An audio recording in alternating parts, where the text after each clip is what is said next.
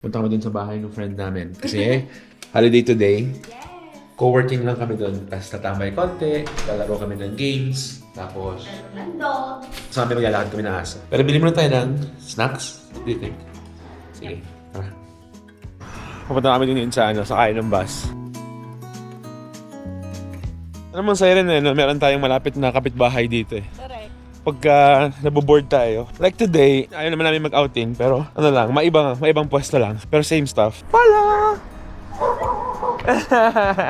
Diyan yung mga dogs nila. Favorite namin yung mga dogs nila.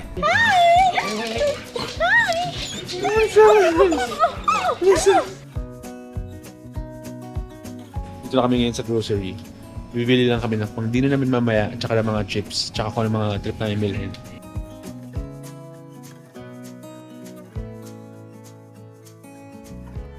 My life is true. Tangay ako. Pataas. Ah. Kasi mas na-influence. Pataas? Mas na-influence sila Oh? Parang inuhold ka. Tayo. Yung isang friend namin, lapit doon sa bahay. So medyo bibilis namin maglakad ng aso. So pauwi na kami ngayon. Yung asawa ko, kaya na pa naka-live. 1:20 AM na. Tama na 1:20. Kami naman tamang live lang. Nakapag-deal na and everything. Ano siya, nag-live siya sa Black App. Nag-answer siya ng mga tanong about digital nomad and life in Spain. Patingin, ilan na? Nag-10K ka na? 10,300. Oh, grabe. 10K ka din, sus? sus. Congrats daw. May 1, ay May 2 na siya nag-10K.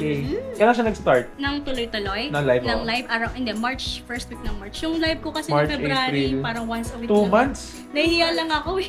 Nahihiya pa ako ng February. Grabe. Finally, nakauwi na kami. That's the end of this vlog. That's the end of the day. Ng buong araw nagtambay, kain at lakad ng mga aso. I would say that's a holiday well spent. It's actually 2:45 in the morning. Nagtulog na kami.